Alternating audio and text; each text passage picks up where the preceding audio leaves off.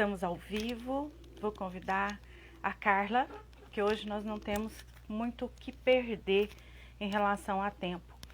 Hoje nós vamos falar de um tema que não é um tema fácil, mas é um tema muito gostoso de falar. Nós vamos falar sobre acolhimento. Acolhimento na sua vida, na sua casa, com a sua família, ser acolhida, ser a dona que acolhe, que faz e que faz. É muito importante que hoje, se você passar por essa live, você assista até o final. Você vai entender alguns conceitos e vai entender algumas coisas que talvez estejam te impedindo de romper. Talvez possa ser medo, talvez possa ser uma experiência. Enfim, hoje é o dia que você vai, entender que vida é vida, que morte é morte e que você não precisa morrer antes da hora. Eu acredito que isso seja libertador, não é?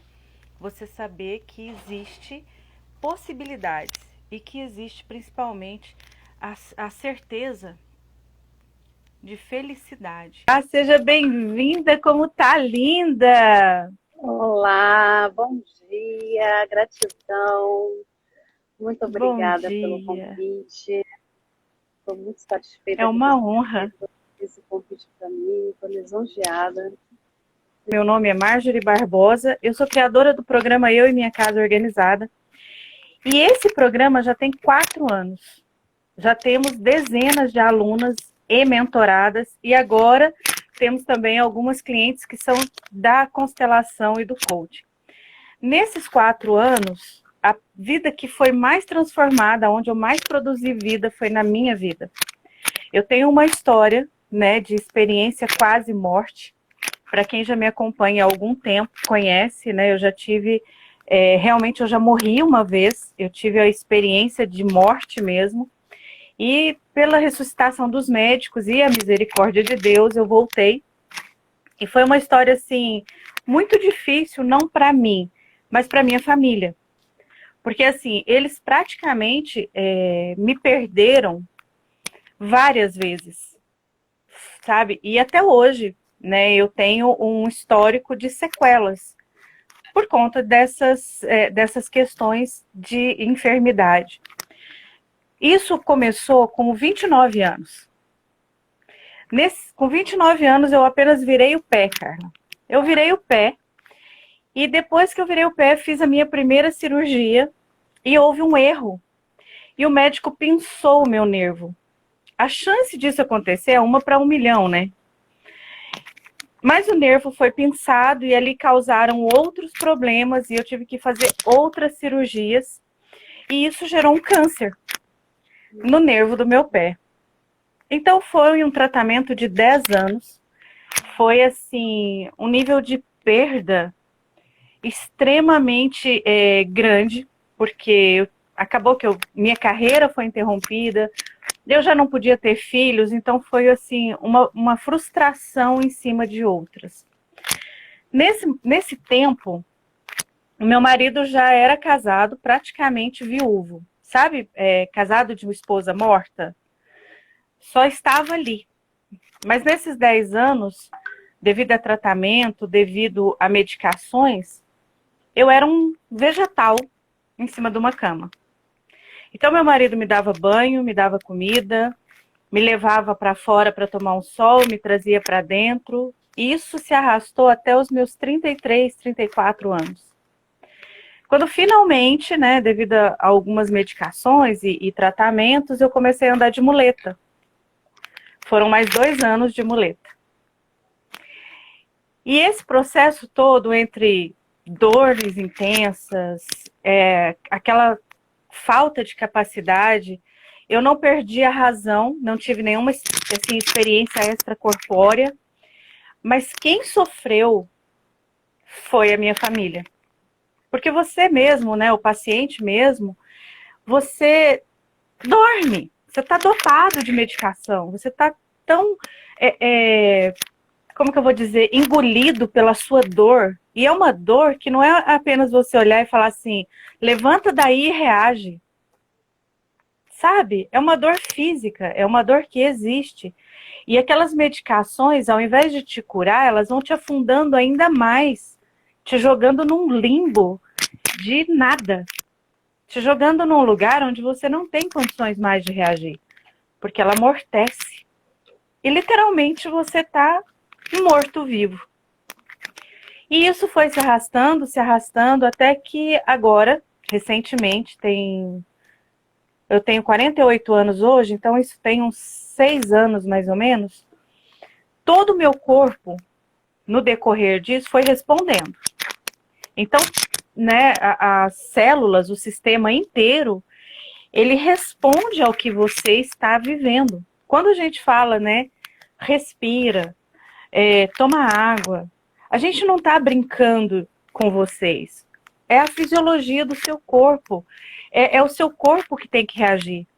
Tudo está no seu corpo.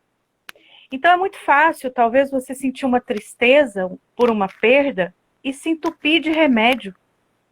E aí o seu corpo para de reagir e você se adoece ainda mais.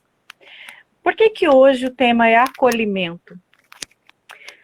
Quando eu passei por tudo isso, eu era uma pessoa extremamente ruim, como pessoa. Já era cristã, já frequentava a igreja, já, sabe, não faltava no culto, né?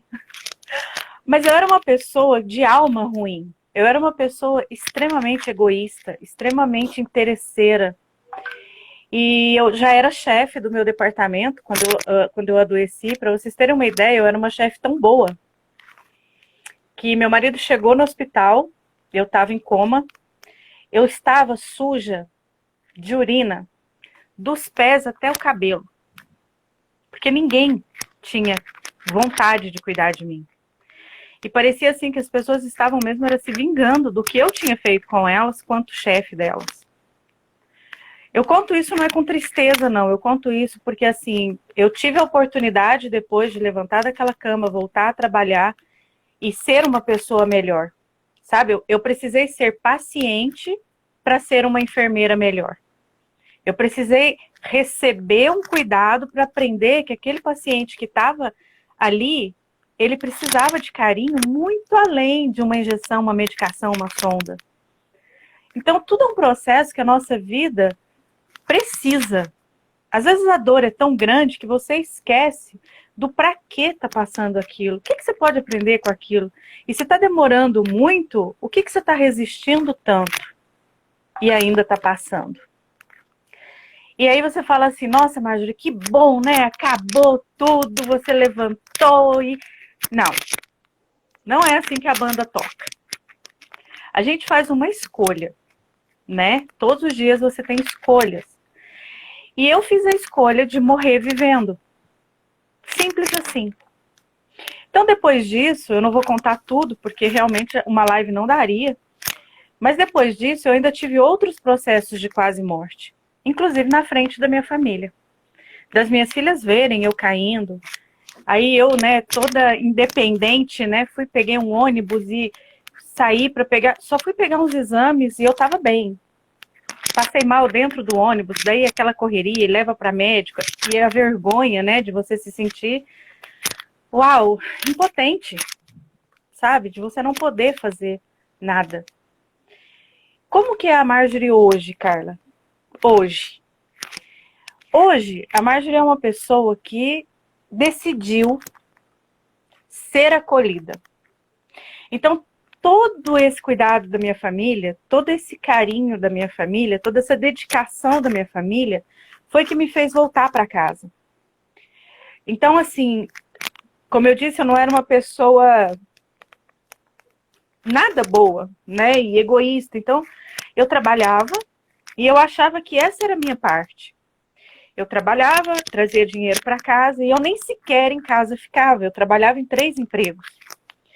Então, a minha filha, quando nasceu, e outro dia eu conto o milagre, ela não me viu.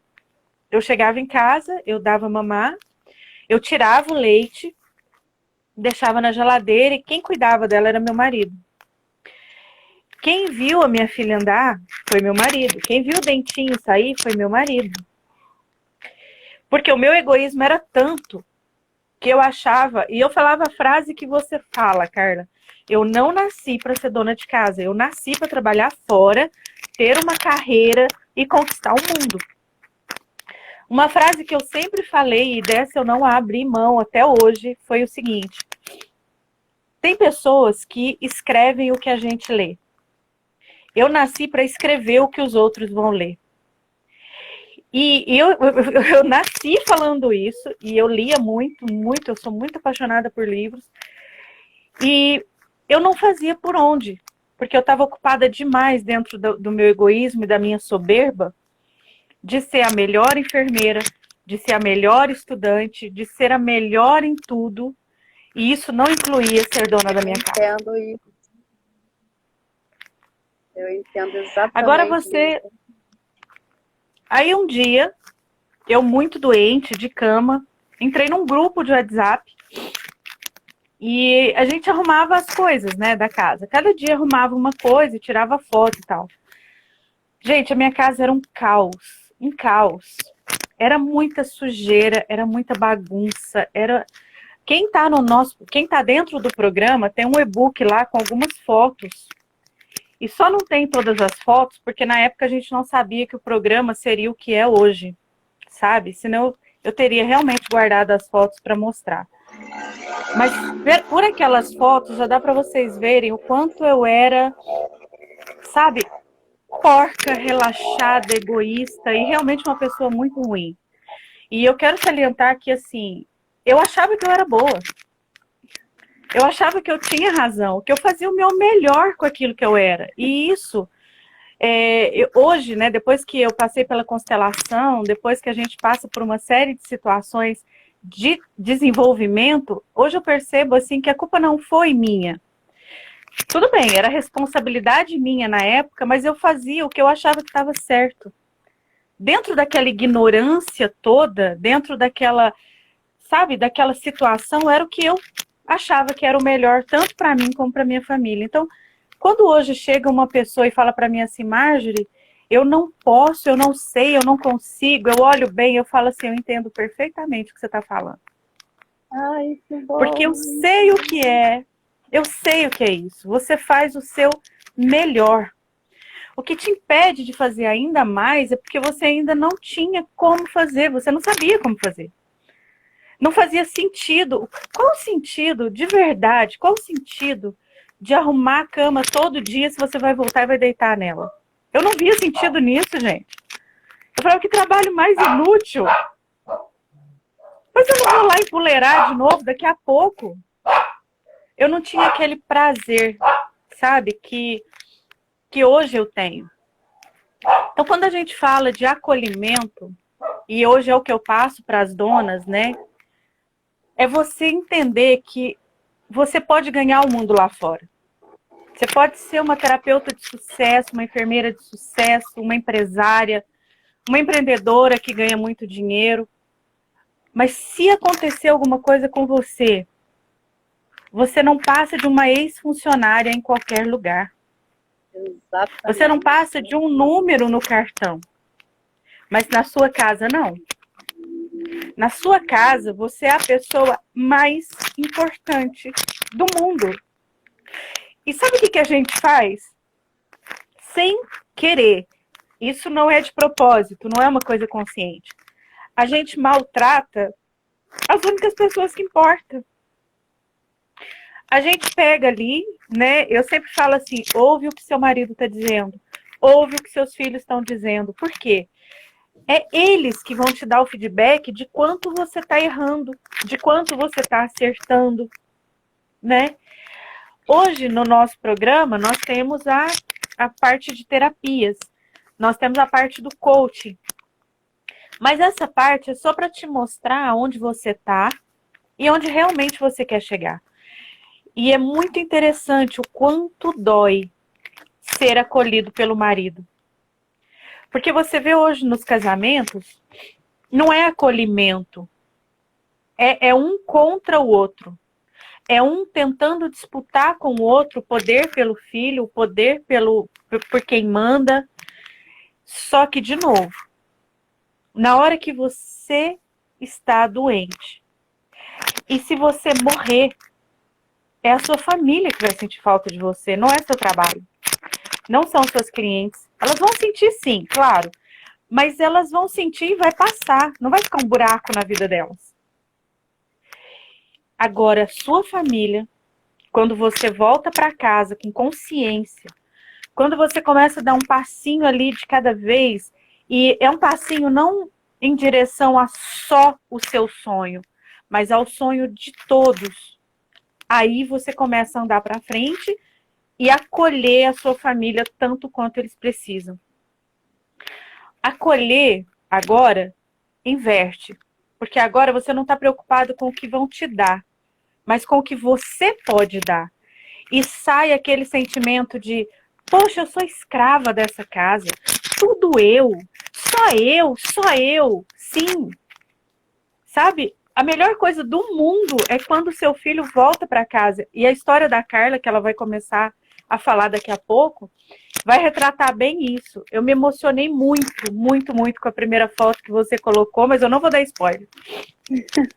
Então imagina que hoje você está preparando o seu ninho para receber noras, para receber genros, sabe? Não para perder.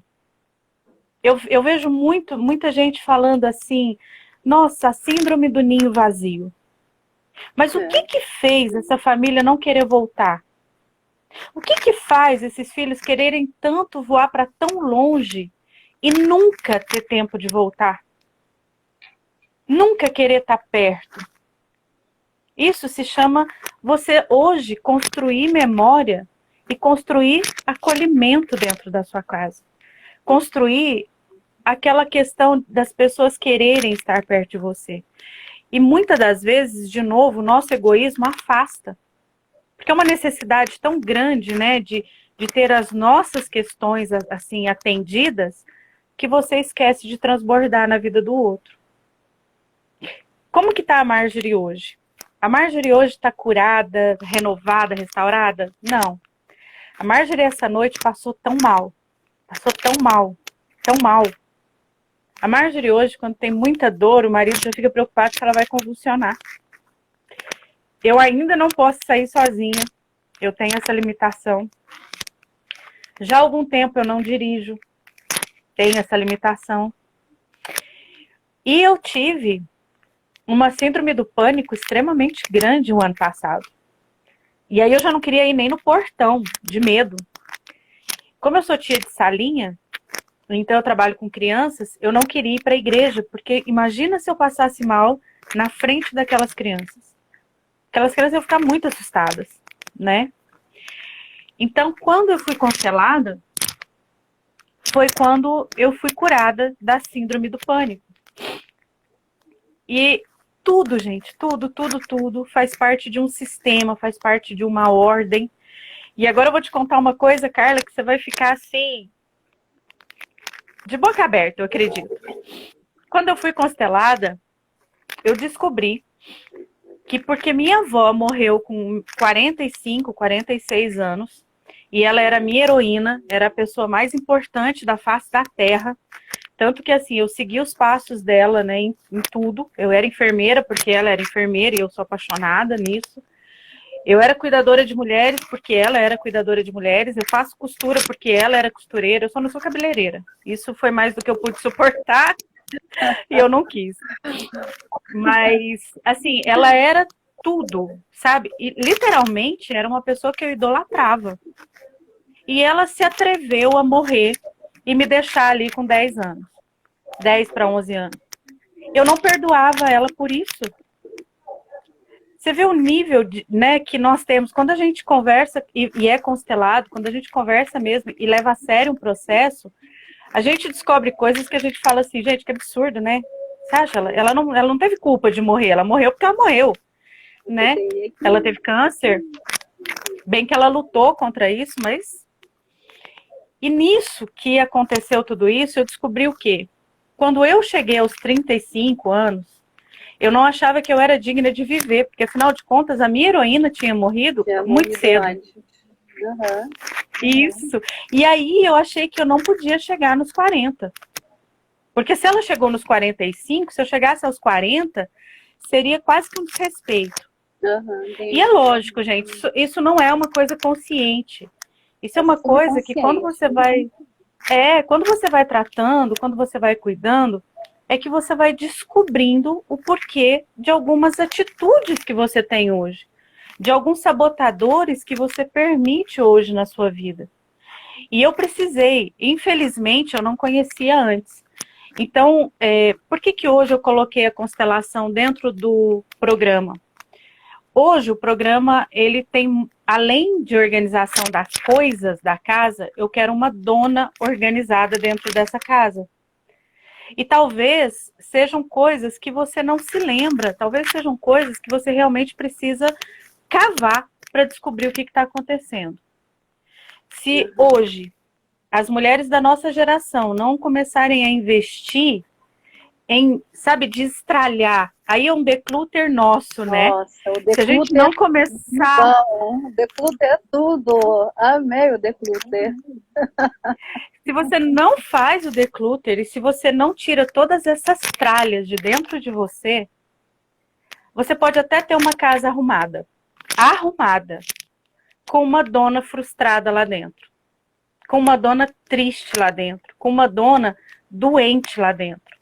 E quando eu falo uma dona doente, não é o meu caso, porque hoje eu tenho sequelas de tudo isso. Afinal, foram quase 20 anos, né, entre levanta, cai, morre, opera. Gente, eu fiz, é um absurdo, mas eu vou falar. Eu fiz 18 cirurgias. Nossa. Então, assim, os médicos, quando eu comecei, né, eu era paciente do Hospital de Clínicas, eu tinha memória de dor, eu tinha dor fantasma, então eu precisei fazer terapia lá e eu não entendia o que eram aquelas terapias, então eu não cumpri o que tinha que ser cumprido, né? E ao nível da responsabilidade. E tudo isso é por quê?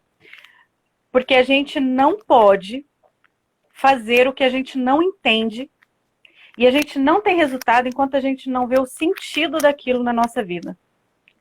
Por isso que hoje, né, a minha abordagem para alcançar mulheres é o quê? Arrumar a casa. Vamos arrumar a casa, vamos colocar as coisas e faxina nunca mais.